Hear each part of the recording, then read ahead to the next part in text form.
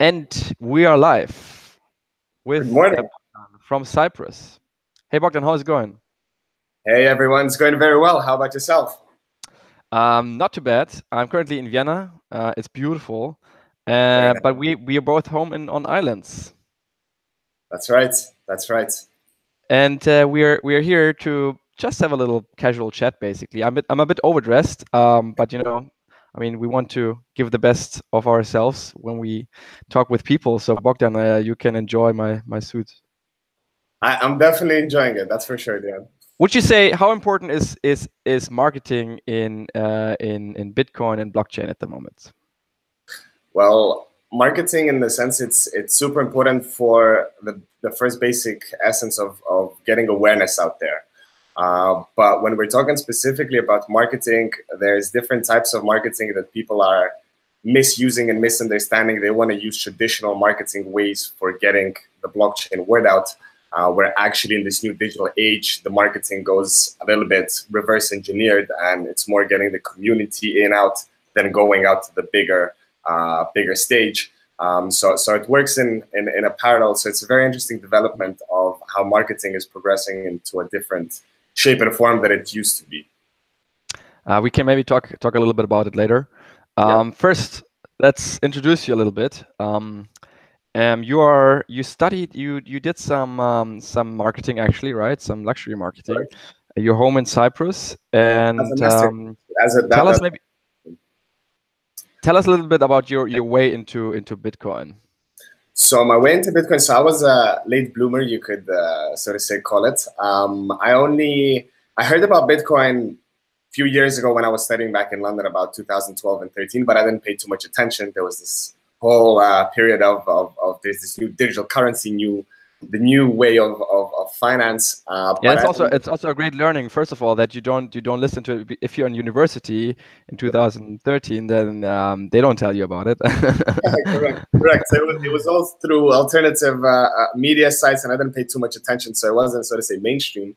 So I looked past it, and then it came back to my attention earlier last year when I was working as a financial analyst in a forex company here in Cyprus, and a lot of clients around the period of May, June, they started asking me that they want to trade Bitcoin and Ethereum. They didn't care about Dow Jones and Microsoft and Apple and all these shares.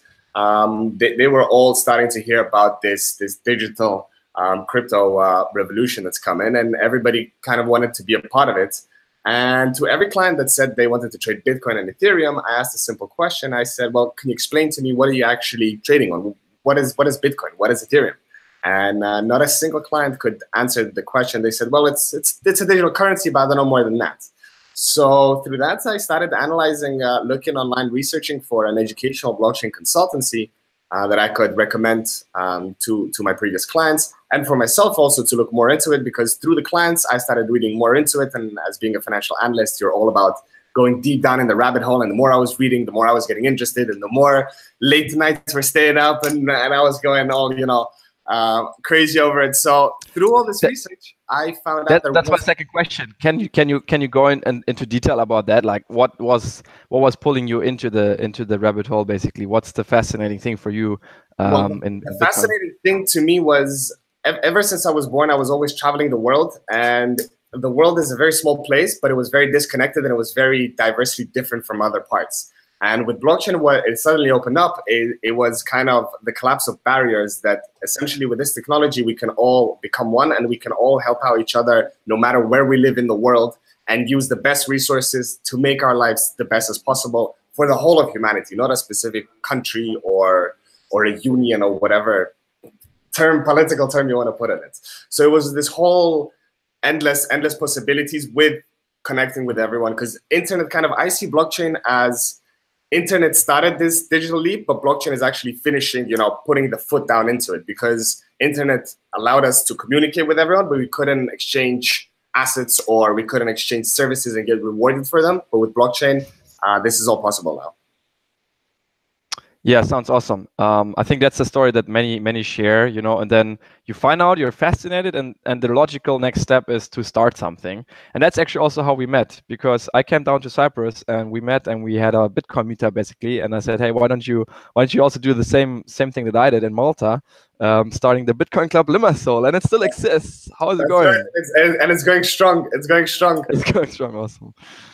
So, Yeah, yes. what is kind of the past? It's a year already almost. No, I think. So yeah, it's approaching. It's nearly going to be a year. So over when we met, the first meetup was it was 1st of December that we did it in a little kebab shop, if you remember, with 5 of us. Remember when we at Yeah, with the Bitcoin was ATM? December really? Was it so late in the year?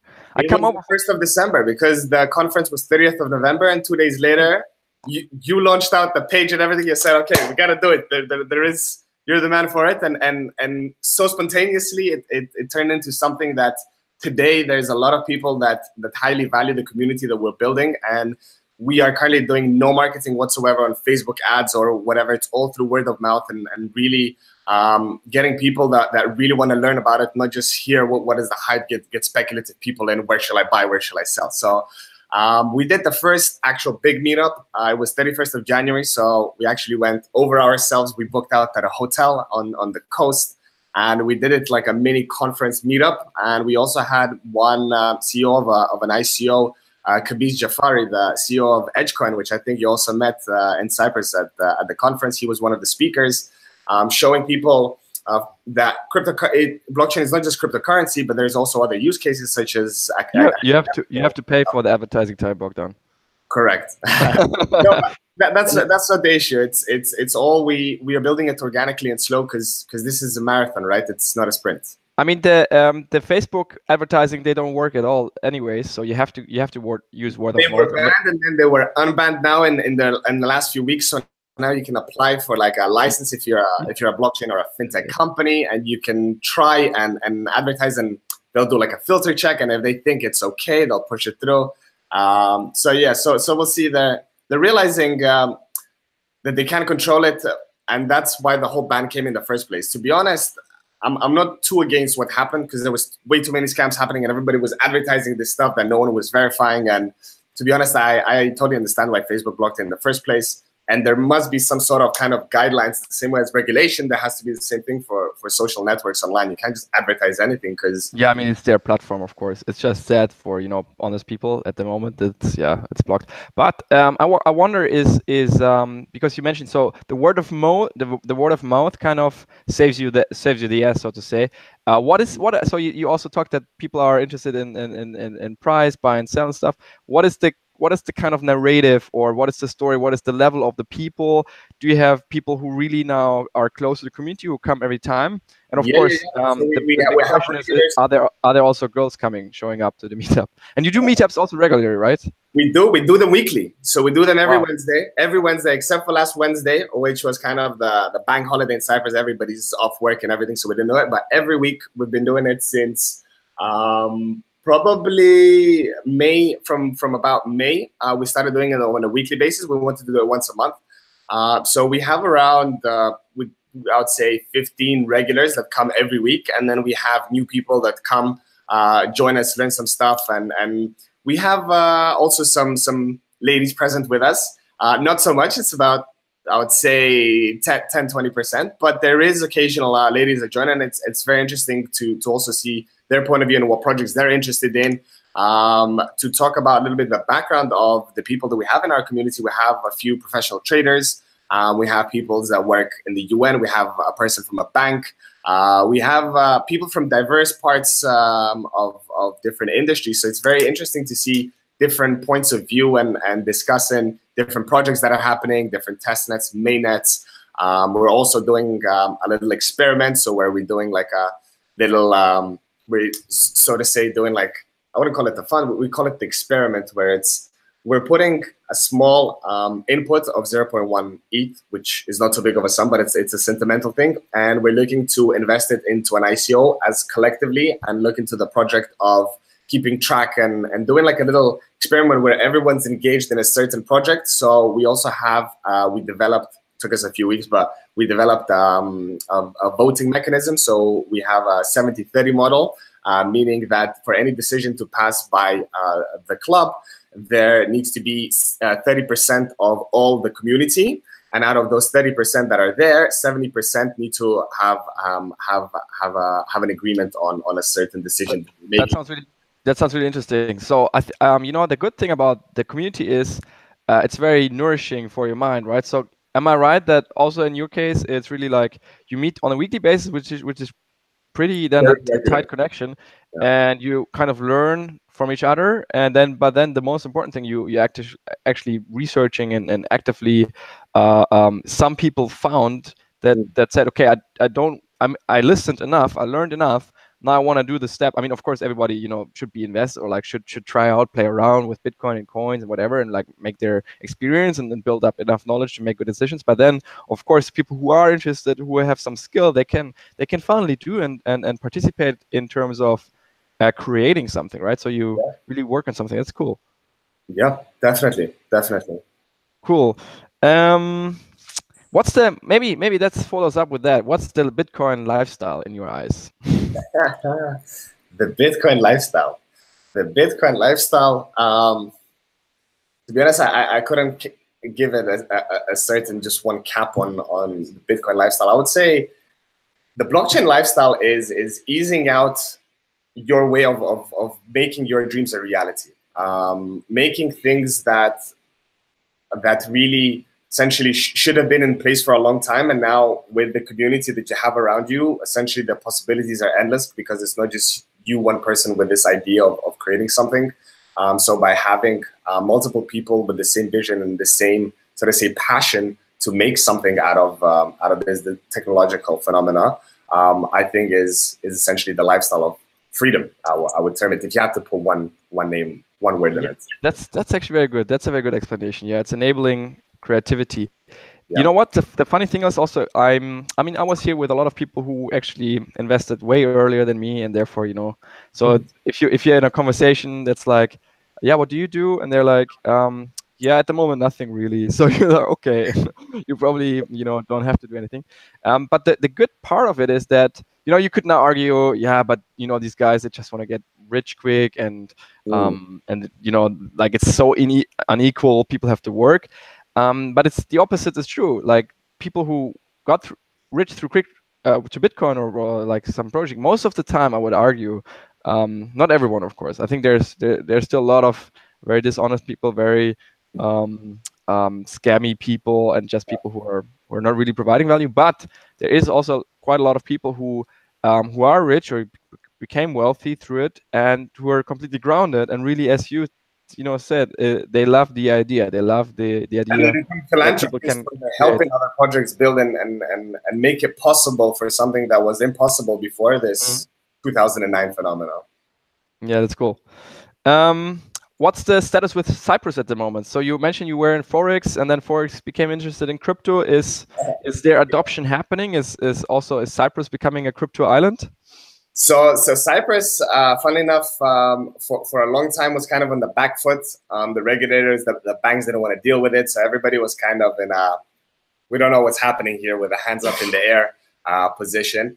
But now in the last few months, this summer, we have seen some positive developments from the regulators. So in Cyprus, we have the CySEC, which is the Cyprus Securities and Exchange Commission.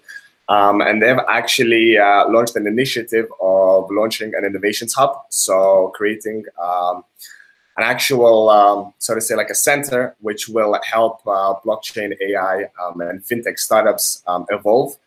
So this is a very positive news that we're seeing from the regulators with these initiatives, even though they haven't said anything about regulating ICOs and blockchain and cryptocurrency, but they are pushing for bringing the education into it, and they're also educating themselves. We also have some people in our Cyprus blockchain network that are actually consulting these regulators and bank officials and governmental bodies. So the educational aspect is already ongoing, which is, in my opinion, the most important thing. As being an educational blockchain consultancy, the main thing is first educate, and then once you're educated, you're free to move on in whichever direction you choose and whatever suits you best. So it's not just yet, I wouldn't call it the blockchain island yet, but we're definitely on our path there. So we'll be joining Malta in the near future with the positive developments. So yeah, essentially the adoption, I would say, since we mentioned Forex, all the companies are bringing in crypto trading. Some of them have even done their own ICOs, which turned out most of them pump and dump coins. But that's not the essence. There is more and more companies looking into it, and consultancies such as Deloitte. Deloitte also made another, so to say, like an incubator for startups for blockchain initiative. So big consultancies, companies are looking into blockchain development and implementing blockchain into their, so to say, logistics, and also helping businesses adopt blockchain technology, which is essentially also one of the visions for launching universal crypto, not just educating, but also helping businesses implement this supply chains and different use cases of blockchain technology in their line of business. So it's overall, it's looking positive. We're moving in the right direction, and yeah, the scene's getting more and more exciting by the day. I think yeah, maybe you can go in detail a bit about that University of Nicosia thing. Is there any? I mean, when I was in Cyprus, it's mainly, I think, their distribution channel for their online courses is mainly online, happens online. But do they have events? Is it in the news sometimes? The university Yeah, and the... it's funny you mentioned University of Nicosia. There have been a lot of headlines lately with University of Nicosia. First of all, they earlier a few months ago, as you know, University of Nicosia was the first university in the world that accepted Bitcoin payments back in 2013, so nearly half a decade ago. And they've been providing this masters in digital currencies. And they've been a big advocate of Bitcoin. And a few months ago, so about 2 months ago, they also got a new partner, which was Ripple. So Ripple, as it's partnering up with all these big financial institutions, it's Ripple actually also partnered up with around 100 academic institutions around the world. And UNIC, University of Nicosia, was one of them. So they got further, so to say, relationship with another. They're trying. They're trying, right? But then the other surprising thing was that Roger Ver was on the island. Now, I won't go into my opinions on Roger Ver. I'll just say Roger Ver was here. And he went over to University of Nicosia, and he did an appearance there. And they also went to the president. They wanted to set him up with a Bitcoin.com wallet, but he was too busy, as they quoted. So they set up his whole, so to say, presidential team with Bitcoin Cash wallets. And they also discussed, University of Nicosia was a part of it, where they said that by November, 70% of merchants in Cyprus will be accepting Bitcoin Cash, which was a big surprise that everybody suddenly started talking about it. Now, is that going to happen? I can personally tell you, living my whole life in Cyprus, is things take very slow in Cyprus. So for 70% of merchants to accept Bitcoin Cash by November, which is some less than 60 days away, I'm a little bit skeptical on that. But yeah, we're seeing that the University of Nicosia is really pushing to get their name out, and I mean, best to them. And yeah, so that's kind of the developments with them. But not just University of Nicosia, there's also another university in Cyprus called CIIM, so Cyprus International Institute of Management. They also have a very strong blockchain initiative. And they actually do regular blockchain conferences, mini conferences, where they get people from the banks, from the regulatory bodies talking. They do some ICO pitches, so getting some local ICO teams to come up and present their ideas. So it's very nice to see that also the academic institutions are doing more of an initiative. And mentioning CIM, if I may, one of the head faculty members, Theodosis Marouzi, is a good friend of ours. He's one of the top, so to say, cryptographers on the island, and he pushed to create the initiative of Cyprus Blockchain Technology, which is the first non-for-profit blockchain, so to say, association. And they got all the banks in, they got the regulators, other financial companies, and we're also a strategic partner with them in regards to doing research and educating the, so to say, corporate bodies on the island. And just now in October, 3rd and 5th of October, there's going to be a 2-day course, which is going to be exclusively for executive blockchain training. So top executives from Cyprus companies will be present in there. So there's on the educational aspect, there's a lot of positive stuff happening in Cyprus at the moment. Mm-hmm. How are people seeing Bitcoin coming from Cyprus and having experienced seeing their assets frozen on the bank account? Is this still a topic that is relevant, or is it really kind of Definitely what happened in has taken over the 2013. conversation entirely? No, so to be honest, the 2013 haircut, no one's gonna forget it. So that's always in the back of their mind. But with Bitcoin, a lot of people are still learning what it is more than actually using it. So I think we're not at that point yet when they'll realize the full use case once they're using and exchanging it for assets and buying stuff for their groceries. They're like, oh my god. Hey, I can own my money. I can be my own bank. Wow, I never thought about it. So I think at the moment it's more of like it's like a shock awakening. Like going back to the first blockchain meetup that we did, we called it the blockchain awakening. You know, the whole open your eyes to this whole new world. So we're still in this kind of shock of this alternative way of financing that at the back of the mind, the 2013 crisis is not overlapping it. But once we start using it, they'll look back at it and they'll say, oh my god, like we kind of eradicate that sort of disaster happening ever again. Mm-hmm. I wonder, because you mentioned Cyprus is now more active, and kind of Malta was a bit ahead as a role model in some ways. They can learn from each other.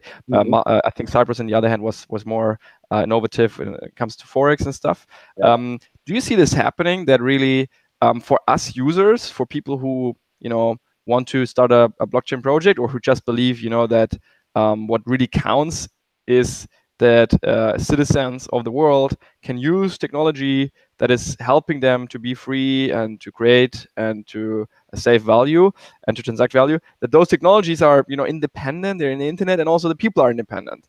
So similar to brands, now young generations, they're not loyal anymore to any brand. I mean, of course, once you have a banking app, you might use it and it's fine, and if they increase the fees, you don't care and you don't switch. On the other side, I have a friend. He has every single bank account, and he doesn't care as long as it works, right? So it's really more about delivering. And so what I see is really that governments now have to innovate, and Malta is now at the forefront, but probably doesn't take longer than 6 months until other small states can also launch jurisdictions.